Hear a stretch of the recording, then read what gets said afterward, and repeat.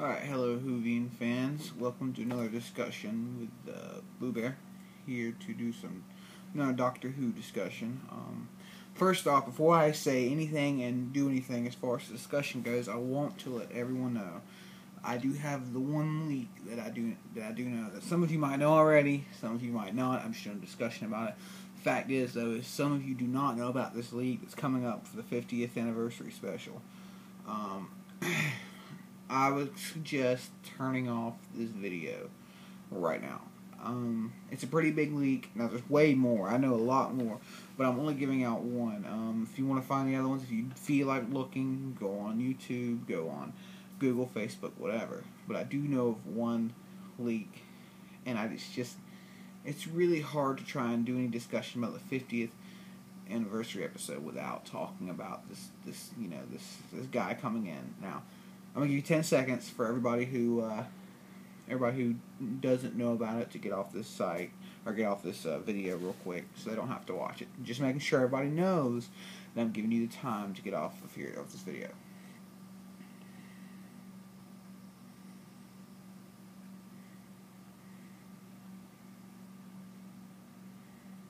All right. So first off, for those of you who do know, those of you who don't know, John Hurt is coming to play in the 50th anniversary episode. Now, a lot of you at first don't think too much about it. However, I've recently found out that John Hurt is coming in to play the 9th Doctor. Now, if you're a Whovian, even if you're not, I'm going to let you know, the 9th Doctor was played by Christopher Eccleston. As far as we all know, it goes Christopher Eccleston, David Tennant, Matt Smith, and beyond and so forth. Now, the deal is, Eccleston didn't want to come back and do this 50th anniversary episode. Don't know why. I mean, he said he doesn't want to, mess up the image he's already set up there. I mean, he did his one season, he said, and he just did it to get the show off the ground. That's all he wanted to do. And I don't understand why. I mean, he was such a good Doctor. I mean, I don't know why he wouldn't want to come back, but I mean, it sucks, but there's nothing you can do about it. What are you going to do? Make him come on stage and play the Doctor. But, unfortunately, no. Now, anyway, so they bring John Hurt in to play the 9th Doctor. Now, once again, it's very far-fetched because Christopher Eccleston played the 9th Doctor. But he comes in to play this 9th Doctor, and the explanation for this is that the Doctor, I guess, himself forgot all about this 9th incarnation. Now, this 9th incarnation will come right after Paul McGann, the TV movie Doctor, the TV movie Doctor that they did in 1996. Paul McGann would have, turned into John Hurt to play the 9th Doctor. And what's so crazy is they say that the Doctor forgot all about his 9th incarnation because of the shameful things that he did during the Time War. So, it's crazy because for so long, everybody's thought that Eccleston played the 9th Doctor, and then all of a sudden, Moffat, comes out of nowhere with this bombshell. And I'm flabbergasted. I'm a big Moffat fan. He's one of my favorite writers as far as the Doctor Who series goes. In my opinion, one of the best. I mean, not so much other people. A lot of people don't like that he's done this whole little scenario. And, well, I mean, it is. I can understand why. It's a pretty big thing you have to live up to when you change the Doctor Who series around like that. I mean, you got to make sure Hurt comes in there. And I mean, he's a good actor. I mean, I've looked him up, and I mean, if you know who he is, if you don't know who he is, he's played in a lot of good movies. He's a very good British actor, very prestiged British actor. But the fact is that however good he is, no matter what, he's still walking into a horror universe that I don't even think a lot of people understand. A lot of people don't get the whole Doctor Who universe because they're not in tune with the show. They're not in tune with the character, the Doctor, and his companion. And it's crazy because it's like the entire history of the Doctor has just been rewritten like that. So now you're wondering, I mean, that means that David Tennant would have been the 11th Doctor. And, Matt Smith will be the 12th Doctor. Eccleston being the 10th Doctor, of course. But that means that, if we go by that episode that came on years upon years ago, I think it was when, if I'm correct, it was either the fourth or the fifth Doctor. I can't really quote it right now. I can't remember, but I do remember, him saying that I can only regenerate 12 times. The Doctor can only regenerate 12 times. That means 13 incarnations.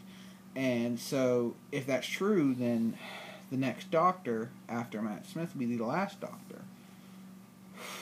But you see, then there's an episode on the Sarah Jane Adventures, if I'm correct. Sarah Jane Adventures, when Matt Smith shows up.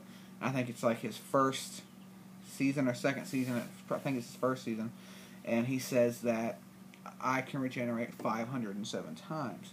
See, then there's this contradicting line there of you just throwing out what's been accepted into the Doctor Who community for so long with another line that's just supposed to fill up this block hole or fill up this loophole because they don't want to get rid of the series right now. And I mean, yeah, it would be horrible to see a Doctor go in another season or so, but I mean, the fact is, it throws people like me, for a fucking loop. You know what I mean? So I'm watching this and I'm wondering, what are they going to do? I mean, it's a pretty big hole to fill. I mean, 12th goes to 507 incarnations, 508 incarnations. I mean, there's been several explanations people have tried to throw out, as far as people want to justify this change of line. And I mean, I'm kind of on the fence here. I mean, but people said since the entire Time Lord race has been wiped out, he's absorbed all the regeneration energy. And if that's true, he can regenerate however many times he wants to. It's pretty much what they're saying is the Doctor is endless. Until they decide that it's time for the Doctor to be done with, he is endless. And I mean, I would love that, but I mean, then you've got the whole, once again, the whole, I've only can regenerate 12 times being thrown out the door like it's nothing. I mean, it is a pretty confusing situation to watch, and to be a fan of the show and then watch this be thrown in there. So, I mean, I'm gonna go with it. I mean, I'm gonna watch the show no matter what happens. I mean, 12 incarnations, 507 incarnations, whatever. I mean, I don't want to see the show end. I know that there's a lot of people out there who don't want to see the show end. But then there's a lot of people out there who eventually, do want to see the show end. Not because they hate it or anything, but, I mean, there's going to be a time when it's time for the Doctor to walk out that door. There's going to be a time where it's time for the final, sound of the TARDIS whooshing away into the distance, if that is the way they end it. There is going to be a time for that. Hopefully no time soon, because I'm going to tell you, I'll be upset. I don't know what I would do if I had to watch the last episode of Doctor Who, and it'd be the last episode of Doctor Who, I mean, I do feel like there's more things they can do with the show. I do. It's kind of like that line out of, The Dark Knight, you live long enough to see yourself turn into the villain. I mean, and that could be true. I mean, they could eventually turn the Doctor into something we all hate, and that would be upsetting. And a lot of hearts would be broken because I grew up on the Doctor. Matter of fact, it was one of the first sci-fi shows that I ever seen as a kid. And it was something that I used to watch with my grandmother and my grandfather. And it was a show that in now a time and age you can't sit with your entire family and watch and say it's a good family show. Because, all the curse words nowadays. I mean, I curse too, but I mean, the fact is, I'm not going to sit my child down to watch, Law and Order, or anything else because it's just so graphic nowadays. And Doctor was not one of those shows. I mean, yeah, it was a little scary sometimes, but it was the cartoonish kind of scary. Aliens and, and bad guys. And there's this one guy out there who just solves every problem with his big blue box, or little blue box, and, his sonic screwdriver. And it just makes you think, I mean, what are they going to do when it's time to call it quits? I mean, what are they going to do when the final Doctor has, regenerated into this last thing, into this last Doctor that's going to be there? And what are they going to do when it's time for them to take that last, walk through the doors of the TARDIS and say goodbye? And it's a pretty, it's a pretty, emotional situation for some people. And I mean, a lot of people say, oh, it's just a television show. Oh, it's just a television show. And, it is just a television show to a lot of people. And I mean, it is just a television show. It entertains us. But you know what? It is shows like The Doctor that really in tune you with a sense of humanity. I mean, in tune you with the rest of the people out there who watch this show. I mean, this is one of the only shows that's lasted over 50 years. Or at 50 years, 50th anniversary coming November. And you watch every episode, and you watch the Doctor just beat the bad guys, in a cartoonish way, just beat the bad guys over and over and over again. And he's so lonely sometimes, and you watch how his emotions hit. He's more human than he knows. I mean, he's more human than a lot of people are. And he comes out of your TV, and he's like part of the family. Every week I would get up, waiting for, Supernatural Saturdays on BBC, and wait to watch Doctor Who. That was my thing, Doctor Who, Eccleston Tennant, and Matt Smith. And I've went further than that, now I've watched, Tom Baker and Sylvester McCoy. I haven't seen the entire Paul McGann, Doctor Who TV movie yet. I haven't been able to find it. I had Netflix for a while, but my computer was all, messed up. But I just wonder how they're going to pull this off.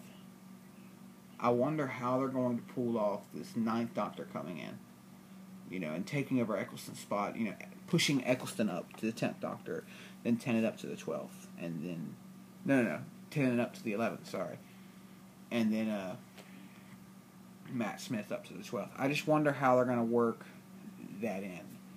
And if there's anybody who wants to put any comments, or wants to make a video and reply or anything, it'd be awesome. I mean, it's nice to have people out there who appreciate the show just as much as I do. And if I have any other discussions, I'll put them up soon. But for now, signing off.